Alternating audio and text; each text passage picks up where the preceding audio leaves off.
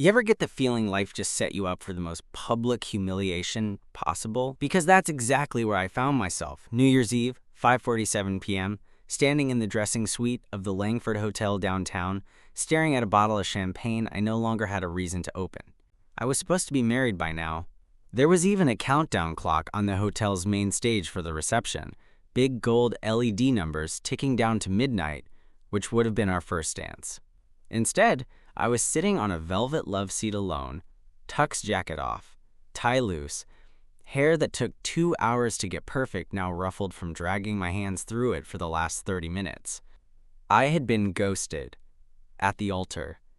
Technically, she didn't even make it to the venue. The wedding planner pulled me aside with a grim face and a text from my would-be bride, saying she'd had a change of heart and was heading out of state.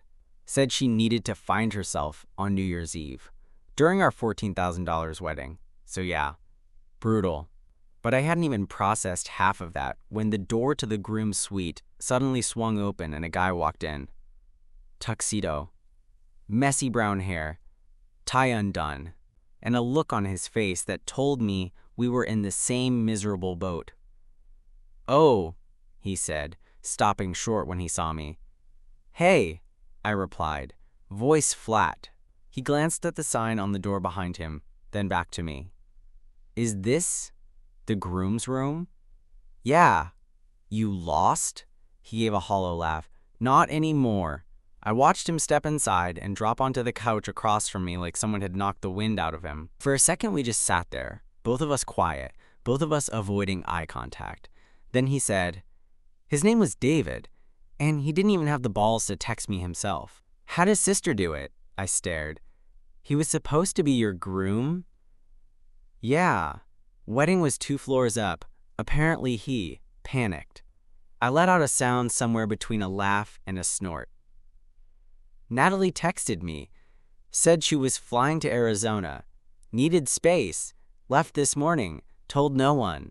He exhaled, leaned forward, and grabbed the champagne I hadn't opened. "You mind?" I shook my head. "Be my guest."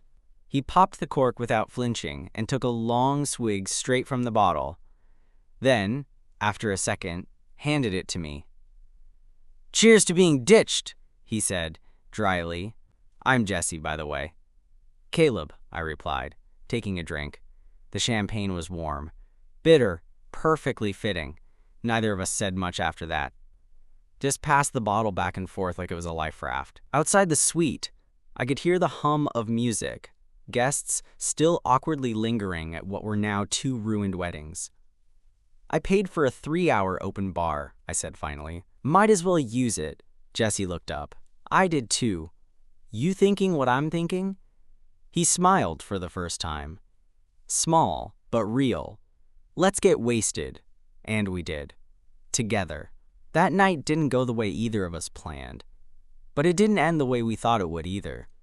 The thing about hotel weddings, no one really checks who belongs where after the ceremony implodes. So Jesse and I stumbled out of the suite around 6:30, him carrying the now half-empty bottle of champagne, me still in my dress shoes but jacketless, and we walked straight into a ballroom that was technically mine. Or was, until the whole finding herself exit strategy happened.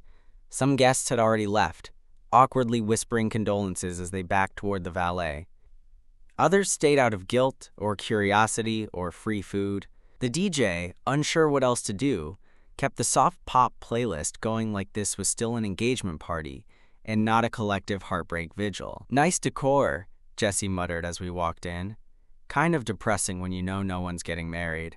Right? I paid for a flower wall no one even posed in front of." He stopped, stared at the huge circular arrangement of roses and gold lettering that still read, C and N forever. C for Caleb, I'm guessing? Yup. He pointed to a second banner off to the side. And over there, J and D, looks like we were booked by fate. We headed for the bar. I don't even remember what I ordered. I just know it burned, which was good enough. Jesse asked for a double whiskey, neat. The bartender gave us a sympathetic look but said nothing. So, I said, after my second drink hit, "You and David, how long?" 3 years, he said, nodding. Met in grad school. It started out as something easy, turned into a relationship, and then he proposed last fall. I winced. Brutal. You? 5 years. High school sweethearts. I thought we were solid, but I guess I missed the red flags. Or maybe I just wanted it to work so badly I didn't look too hard. We took a seat at a side table, well away from the remaining guests. Someone's aunt came over, gave me a pity hug, and left us a mini bottle of rosé she smuggled from a gift basket. Thanks, I called weakly. Jessie popped it open and drank straight from the tiny bottle. So what's the plan now, Caleb? Midnight's coming. Gonna wallow or make some kind of dramatic gesture? I looked at him, surprised at how unbothered he sounded. But under it, I could see it. The cracks. The slight tremble in his hands. The way he kept glancing toward the ballroom doors, like he was hoping David would still walk through them and say it was all a mistake. I don't know, I admitted. I didn't plan past, get married and dance at midnight. I guess now I just don't want to be alone. Jessie looked at me for a long moment. You're not. He said it so casually, but it hit me somewhere low in my gut. I nodded. Okay then, let's make a deal. He raised an eyebrow. Go on. If we're both still here at midnight and not crying or dead or whatever, we dance. His lips curled into a smirk. You want a first dance with a total stranger? Not a stranger, Jessie. The other abandoned groom. He held out his hand, mock formal. It's a deal. And just like that, for the first time all day, something felt almost good. The thing about being left on your wedding day is that everything you thought mattered suddenly feels like set dressing in someone else's show. The napkin colors I'd fought for? Pointless. The food tasting I sat through twice because Natalie didn't like anything too rich? Who cares? But Jessie was real. We'd carved out our own space at the edge of the ballroom. 2 grooms, without grooms, surrounded by half-empty tables and wilting centerpieces. He was leaning back in his chair, nursing his 3rd drink like a guy who wanted to disappear into the glass. And I was floating in this strange mix of heartbreak and absurdity, where you either break down or lean in. I chose the latter. You always wanted a big wedding? I asked, voice just loud enough to carry over the music, which had inexplicably shifted into an upbeat Taylor Swift remix. He snorted. No, David did. Said it was important to make it official, public, like claiming our story out loud. And now it's just loud, I muttered. Exactly. I looked over at him, and something about the way the light from the chandelier caught the side of his face, subtle and golden, made me pause. I hadn't noticed before how kind his eyes were. Tired, sure, but soft. Grounded in a way I didn't expect from someone who just got gut-punched by love. He caught me staring and raised an eyebrow. What? I shrugged. Just thinking how weird this is, how not terrible it is sitting here with you. His mouth twitched like he was fighting a smile. Not terrible? Wow, high praise. I grinned, and for a second, we weren't 2 jilted guys in rented suits. We were just 2 people who found each other in the wreckage. Then the DJ's mic crackled. All right, folks, he said, voice cheerier than the situation deserved. It's 10:45. We're just over an hour away from ringing in the new year. Let's keep the energy up. There was a weak smattering of applause. A few drunk cousins who didn't get the memo about the canceled weddings stumbled onto the dance floor to do some version of a line dance. It was both tragic and hilarious. You think they know? I asked. Jessie tilted his head toward the crowd. The ones doing the chicken arms to Lizzo? Definitely not.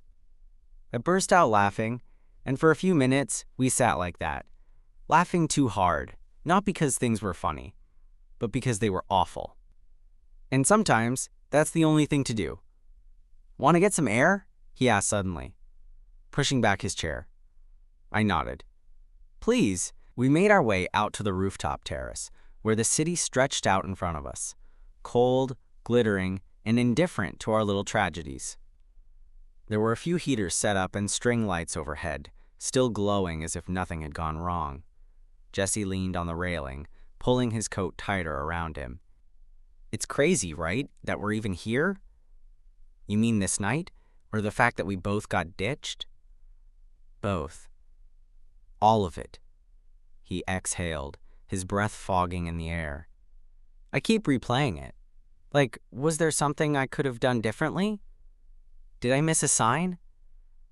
I lean next to him. I've been asking myself the same thing, but maybe it's not about what we missed. Maybe it's about what we refused to see. He was quiet for a moment. You ever think that maybe you were never actually in love? Just attached? That hit harder than I expected. I looked out at the skyline, letting the questions sit between us. I don't know. I loved her. But I think I also loved the idea of her. Of us. Jesse nodded. Yeah, that part. There was a pause, long, and not uncomfortable, just heavy. Then he said, "Do you think they're together?" What? Natalie and David. Like, what if they bailed on us together? I blinked. That's dark. He laughed. Sorry, I'm spiraling. Don't apologize. It's a fair spiral. He glanced over at me, his expression softer now. Thanks for this, by the way. For what? For not letting me drown in it. I smiled. You're the one who found me, remember? He raised his glass. Somehow we'd both brought drinks with us without realizing it, and clinked mine gently. To being left behind, and finding better company. We drank. And for the first time all day, I felt something shift. Like the night wasn't just about what we'd lost, but maybe, just maybe, about what we could still find. We stayed on that rooftop longer than I expected, both of us leaning into the cold like we deserved it. Maybe we did, in some weird cosmic way. Maybe heartbreak needs to sting a little, skin and soul, before it numbs. The city buzzed below, headlights weaving through streets like veins lit up with movement and noise. Inside, there was music, but out here, it was just us and the occasional gust of wind that made Jesse's hair blow across his forehead. You cold? I asked, nodding at the way he was rubbing his arms through his coat. He shrugged. I mean, yeah, but also, no? I don't know. It's like my body's trying to match how I feel on the inside. I laughed softly. Dramatic. Heartbreak turns us all into failed poets. He looked over, and I met his eyes for what felt like the 100th time that night. But this time, something sat different behind his stare, less broken, more curious, maybe a little bold. You seem way too calm for someone who just got stood up, he said. Trust me, I said. I was anything but calm earlier. I think I knew, deep down, that Natalie was never going to be my forever. You sure about that? Because this tuck says otherwise. He gestured at my half-wrinkled shirt and the vest I'd never bothered to button up again. Fair point, I smiled. But I think I wanted the idea more than the person. We had momentum, a shared lease, family expectations. It felt easier to go through with it than stop the train. Jesse tilted his head. That's a heavy train. I nodded. And what about you? You and David, was it good? He hesitated. It was fine, comfortable. He was always the planner, the one with the 5-year vision and color-coded budget sheets. I was the, let's see where it goes guy. Maybe he got tired of dragging me. You think that's why he left? I think he couldn't picture forever with someone who wasn't already building it. Damn, I muttered. Yeah, but whatever, he's gone. I'm not gonna pine. I turned to him. So what now? He glanced at his watch. It's 11:35. Still time before our dance deal. Right, he said with a sly grin. I thought you might have forgotten. Absolutely not. You're the only groom left standing. He looked at me then, more directly than before. You know, we could leave. Leave? Yeah. This hotel, this floor, this night. Go somewhere else. Anywhere else. I raised an eyebrow. And do what? I don't know. Watch fireworks from the lakefront. Find the worst dive bar in Chicago. Just keep going. I considered it. We're both pretty drunk. Exactly. It's the perfect time to make bad decisions, I laughed. All right, let's make a bad decision. He grinned, and that was it. We didn't even say goodbye to anyone. Just slipped through the lobby like two ghosts in undone tuxedos, sharing one scarf between us. We flagged down a rideshare, tipped the driver a ridiculous amount, and headed toward the lake. No plan, just motion. The wind off the water was vicious, but we didn't care. Jesse climbed over the railing and sat on the edge of a concrete divider, his legs dangling like he owned the world. I joined him, immediately regretting how cold it was, but also not. From here, the skyline was a jagged silhouette behind us, and the lake stretched out in front like a blank future. And for the first time, midnight didn't feel like an end. It felt like a doorway. "Caleb?" Jesse said quietly. "Yeah?" "I'm glad you were the other person left behind." I turned to him, surprised by the softness in his voice. "I mean it," he added.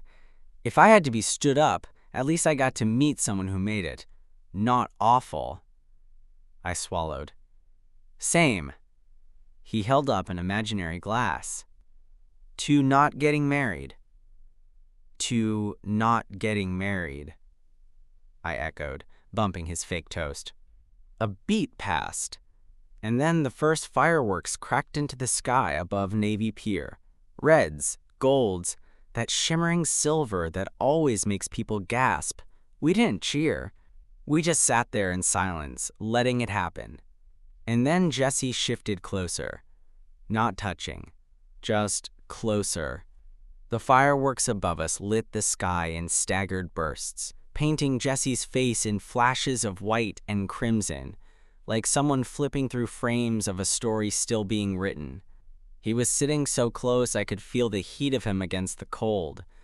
Neither of us spoke for a while, not because there was nothing to say, but because anything we might have said would have made the moment feel smaller. So, Jesse finally broke the silence, his voice low but steady. "How long before this becomes something we look back on and laugh about?" I smirked. "Depends. Are we still in the tragic part of the story? Or have we entered quirky indie romance territory?" He tilted his head, mock thoughtful. "Definitely entering quirky territory. 2 jilted grooms, 1 stolen bottle of champagne, 0 dignity, and a rooftop dance pact? We're basically a Sundance film." "And what's the ending?" I asked, genuinely curious. He looked over at me. "Still being written." That answer stuck with me. The next firework was a huge one. Gold tendrils that shimmered out like 1,000 tiny sparks trying to find each other before fading. It made me feel small. But next to Jesse, small didn't feel like a bad thing. After the finale, a flurry of chaotic explosions that filled the sky, we sat in that lingering, vibrating quiet that always comes after noise. Jesse leaned back on his hands, his breath visible in the cold air, and said, "You still want that dance?" I looked over at him. I thought you'd never ask. We got up, brushing off the backs of our suits, and stepped awkwardly into the open space beside the railing. There was no music, just the echo of fireworks and the occasional car honking in celebration far below. But it didn't matter. Jesse held out his hand, exaggeratedly formal. "Caleb, would you do me the honor of being my unofficial first dance?" I placed my hand in his. "Only if you promise not to step on my feet." No promises. We stood there, moving slowly in small, unsure steps. It was clumsy, quiet, and entirely ridiculous, but somehow kind of perfect. I'd never slow danced with a guy before, not like this, not without it being a joke or drunk or part of some dare. But this was different. His hand settled at the small of my back, and mine rested gently on his shoulder. We didn't speak, just swayed slightly to the imagined rhythm of a song we both made up in our heads. Eventually I said, This would have made one hell of a wedding story. Jesse looked at me, his eyes serious for once. Who says it isn't still a love story? My breath caught for a second, not because I didn't expect it, but because I kind of did. We stopped moving. Stood still, hands still resting where they had been. His face was so close now I could see the faint red at the tip of his nose from the cold, the soft stubble on his jaw, the way his eyes held mine like they were asking for something without pushing. "Is this the part where we make another bad decision?" I asked, my voice barely more than a whisper. He smiled. "Depends who you ask." I didn't think. I just leaned in. Our lips met in the middle of a frozen rooftop on New Year's Eve. Two guys still in tuxes, still hurting, still confused, but suddenly not alone. And God, it was soft. It wasn't urgent or messy or wild. It was careful, like we were both afraid it would break if we pressed too hard, like maybe something new was happening, and neither of us wanted to ruin it. When we finally pulled apart, Jesse laughed, breath misting between us. "Well," he said, "that was definitely the beginning of Act 2. We ended up back at Jesse's place. Not because we planned it that way, but because when our rideshare pulled up and the driver asked, 'Where to next?' Jesse blurted out his address without even looking at me. And I didn't stop him. The apartment was on the 3rd floor of a walk-up near Logan Square. One of those vintage brick buildings with radiators that hissed and windows that barely held out the cold. When we got inside, the heat hit us like a slap, dry and immediate. "Home sweet home," Jesse said, kicking off his shoes and throwing his keys onto a narrow hallway table. "Sorry it's a mess. I wasn't exactly planning to have company tonight." I looked around. It wasn't a mess. Lived in, yeah. Couch with a throw blanket tangled at one end. Records stacked under a side table. A half-eaten bag of kettle chips on the counter. It felt real. Way more real than the hotel suite I was supposed to be sleeping in alone. "Want something?" Jesse asked, already rummaging through the fridge.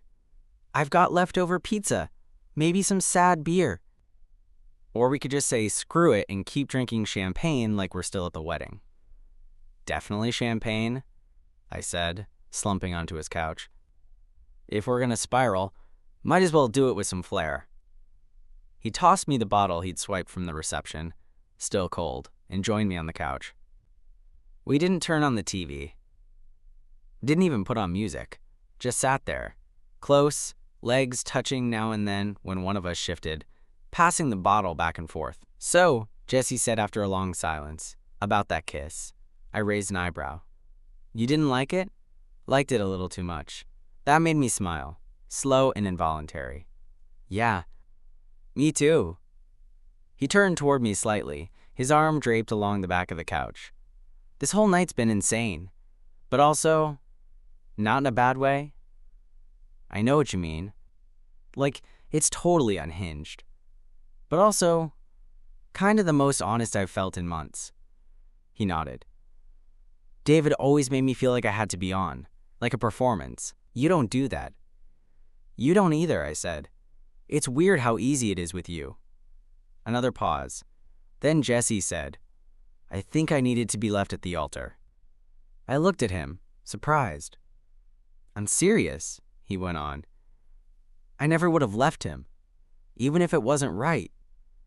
I would have gone through with it just to avoid disappointing everyone. But now I get to start from something real." That hit me harder than I wanted to admit. Because he wasn't wrong. That was exactly how I felt, like I had been dodging a bullet I was too scared to see. "Can I ask you something?" he said. "Yeah? Are you into guys? Like, was this a one-night wine and trauma kiss?" I exhaled. "I don't really label it. But, yeah, I've liked guys. Just never let it go anywhere." "And now?" I turned toward him. Now I kind of want to see where it goes. That was all it took. He leaned in again, this time slower, like he was giving me a chance to pull away. But I didn't. We kissed again, and it was warmer this time, deeper. His hand found my jaw, mine curled into his hoodie, and everything about the room disappeared.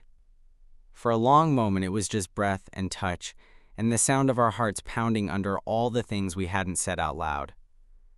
When we broke apart, he didn't move away. "I think we're in uncharted territory," he murmured. I rested my forehead against his. "Yeah, but I'm okay with that." Outside, snow started to fall again. Soft, slow, uncaring. Inside, we stayed wrapped up in something new. Something unexpected. And for the first time in a long time, neither of us was running. The next morning hit different. There wasn't a dramatic sunrise or some movie-worthy moment where I woke up to Jesse brushing a strand of hair off my face. No, it was way more real than that. I woke up to the sound of his heater clicking and a faint smell of burnt toast from the kitchen. I blinked up at a ceiling I didn't recognize, and for a second, panic flared in my chest. Then I heard his voice, low, scratchy from sleep, singing something off-key in the next room. I sat up slowly. My tucked shirt was on the floor, next to Jesse's. Both of us had crashed hard sometime after our second round of champagne-fueled making out. We hadn't gone all the way, not even close. But we'd stripped down to undershirts and boxers and ended up tangled under his throw blanket on the couch, talking about everything from our worst dates to the best grilled cheese in the city. And yeah, we fell asleep somewhere between, "What's your biggest fear?" and "Do you think you'd ever try therapy?" I padded into the kitchen, rubbing at my eyes. Jesse looked up from the toaster and grinned. "Good morning, fiancé." I laughed. "Nope, don't call me that." "Fine," he said, handing me a mug of black coffee. "Partner in abandonment?" "Closer." We sipped our coffee in silence for a minute, standing in the middle of his kitchen like we'd done it 100 times before. "You sleep okay?" he asked. "Shockingly well, considering I got emotionally kneecapped 12 hours ago." "Same, though I think that might have been the booze." I leaned against the counter. "What do we do now?" He shrugged, not flippant, just honest. "I have no idea." And somehow, that made me feel better than any plan could have. We spent the morning in sweats and socks, watching garbage reality TV and swapping stories about our failed engagements. Jesse pulled out a photo of him and David from a trip to Lake Geneva and held it up like it was an ancient artifact. "I think I knew he was going to leave me," he said. Not consciously. But when I proposed, he said yes too fast. Like he didn't even think about it. I nodded. Natalie cried when I asked. I thought it was joy. But maybe it was something else. By the time noon rolled around, we demolished a greasy breakfast delivery and started rating each other's worst outfits on social media. Jesse found an old photo of me in cargo shorts and aviators and immediately set it as his phone background. "You looked like a backup dancer for a boy band that never made it past auditions," he said, laughing. I threw a pillow at him, says the guy with frosted tips in 2016. Okay, rude, but fair. There was something surreal about how easy it was to be around him. Like the absence of pressure made everything more vivid. We weren't trying to be anything. We just were. And then, somewhere between a mid-afternoon nap and another rerun of Chopped, my phone buzzed. A text from Natalie. "I'm sorry. I know this doesn't fix anything, but I need you to know I didn't mean to hurt you."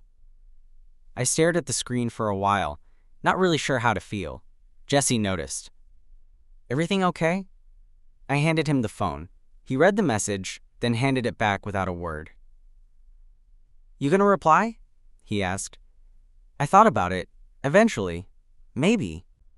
But not today. He nodded. Good. There was a long pause, the kind that could have turned awkward. But it didn't. Instead, Jesse leaned in and rested his head against my shoulder. "You think we're gonna crash after this?" he murmured. "Like, wake up tomorrow and wonder what the hell we were doing?" I didn't answer right away. I wrapped my arm around his back and let myself breathe in the moment. "No," I said. "I think for once, we did something right." The next few days passed in a strange kind of haze. Not the bad kind, not like heartbreak or a hangover, but something else. Like our lives had been jolted off their tracks, and we're still figuring out where to go next. And weirdly, that was okay. Jesse and I didn't label anything. We didn't need to. We just kept showing up. For coffee. For leftover takeout. For each other. Some mornings I'd wake up at his place, wrapped in that same ratty blanket. Some nights he'd crash at mine, making fun of my taste in candles and pretending not to love the terrible rom-coms I watched when I couldn't sleep. We never said the word relationship, but whatever it was, it worked. Then, about 2 weeks after our non-weddings, Jesse sent me a photo in the middle of the workday. It was our tuxedos, both of them, laid out side by side on his bed. "What should we do with these?" I texted back. "Bonfire?" He replied. "Too dramatic. Meet me at the park at 6. Bring yours." When I got there, he was already waiting, both tuxedos slung over his shoulder, a pair of scissors in one hand, and a bottle of cheap champagne in the other. "You're serious?" I said, laughing as I approached. "Very." We found an empty bench near the edge of the dog park and laid the tuxes out. Jesse handed me one pair of scissors, then looked at me. "No takebacks," he said. Agreed. I started with the pants, slicing clean through the leg. Jesse ripped off a lapel and held it up like a war trophy. We laughed like idiots, drawing a few stares but not caring. When we were done, the suits looked like casualties from a fashion apocalypse. "Feels good?" I said, catching my breath. Jesse nodded, then passed me the champagne. "To bad endings." I took a swig, handed it back. "And unexpected beginnings." He looked at me then, really looked. Like the way he did that night on the rooftop, when everything changed. "Caleb," he said quietly, "what are we doing?" I didn't flinch. "I think we're figuring it out." He smiled. "You still think this is just a rebound?" I stepped closer. "No, I think it started as one. But it's not anymore." He didn't say anything for a second. Then he reached for my hand.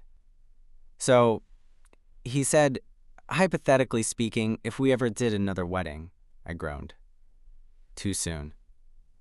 Okay, not a wedding. But like, dinner with your mom?" I froze. "Wait, are we doing the meet the parents thing already?" "She texted me last night." "What?" He pulled out his phone and showed me the screen. Sure enough, there was a message from my mom. "If you see Caleb, tell him to call his mother. And tell Jesse he's welcome to dinner next week." I shook my head, laughing. "You've been mom-approved." "Damn right I have." The sun was starting to set behind him, casting a soft glow across the park. His eyes caught the light just right. Warm, alive, steady. I leaned in, brushing my nose against his. "Let's go home," I whispered. We walked off, hand in hand, leaving behind a pile of shredded tuxedo fabric and all the ghosts that came with it. And as far as unexpected New Year's beginnings go, I think we did all right.